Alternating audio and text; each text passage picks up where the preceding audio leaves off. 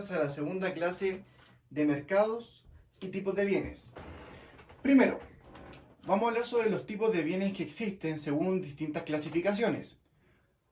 Tenemos las principales tres características que pueden ser por cantidad del bien, por el destino o hacia qué uso le vamos a dar el bien y la posición, ya que lo vamos a dar como en el sentido de si es privado o público, en el tipo del usufructo.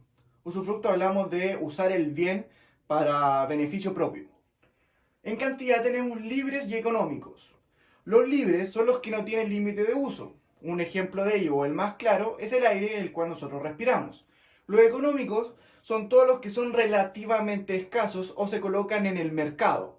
Como por ejemplo, no sé, puede ser un notebook, puede ser un cuaderno, pueden ser la mayoría de los tipos de bienes que se encuentran en el mercado, como el supermercado, como en el mall, entre otros. Cuando hablamos de destino, hablamos de qué fin tiene el bien. El de consumo, que podemos hablar también de consumo inmediato, son los bienes finales, es decir, satisfacen al consumidor instantáneamente al hacer uso de este.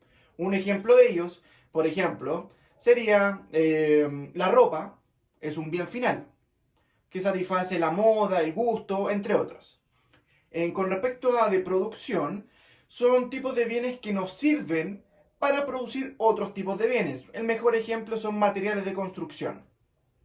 Y por último, el de consumo intermedio, es decir, que sirven en el proceso de elaboración o en alguna etapa de producción. Un ejemplo de ello sería la harina en el pan. Ese es el de consumo intermedio. Si nos vamos a la última clasificación de posición, tenemos según el tipo del bien, según la disponibilidad y del carácter que tenga este. Si hablamos de privados, son los que se restringe el uso solamente al dueño del bien. Cualquier tipo de bien actualmente es privado. En este caso podría ser una mochila, podría ser un PlayStation, una consola de videojuegos, entre otros. En cambio, el público es cuando no se restringe solamente a una persona, a un usuario, la cual puede ser una plaza, puede ser la playa, un bien de uso público. ¿Ya? Otros tipos de bienes que son conflictivos en esta definición son las carreteras, dado porque se realizan concesiones a privados. En este caso, cuando nosotros tenemos un peaje, ahí pasa a ser un bien privado porque se paga por el uso de la carretera o de la autopista. Si bien es de carácter público, pero de usufructo privado.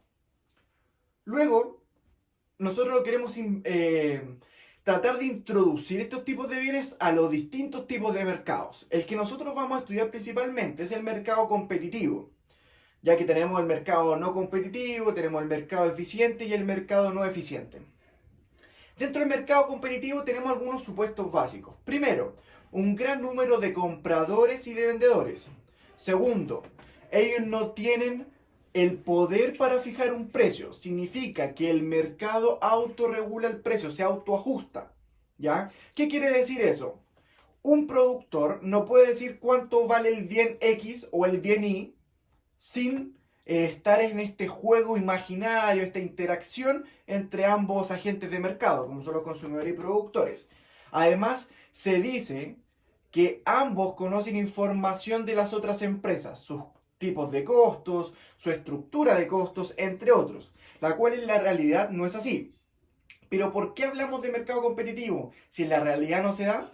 Esto se da principalmente porque nos sirve como un método de comparación. Así hay que entenderlo. Ya es lo que nosotros queremos llegar a obtener en un mercado realista. El mercado no competitivo es totalmente lo contrario. Significa que pueden haber fijadores de precios. Como antes en el mercado competitivo habían tomadores de precio, ahora van a ser fijadores de precio. Es decir, van a tener un poder de mercado. Van a tener incidencia en el precio. Pueden haber pocos compradores o pocos vendedores. Y ahí existe una variedad de tipos, como monopolios, oligopolios, monopsonios, oligopsonios, entre otros. Luego, para terminar, hablaremos del mercado eficiente y el mercado no eficiente.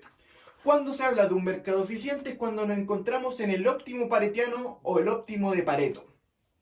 El óptimo de Pareto es cuando el Estado o el mercado en sí no se puede ya regular. Es porque se encuentra en su mejor punto del punto de vista económico, ¿ya? Mientras que el mercado no eficiente es cuando el mercado tiene que incidir en ella misma, principalmente a través de medidas políticas, socioeconómicas, como por ejemplo gravámenes, bonos, mediante leyes, para reajustar este mercado y se vuelva lo más cercano al óptimo Pareto. Ahora a continuación veremos un ejercicio que podrá ser explicar en la vida real y cómo se pueden resolver ejercicios en las PEP.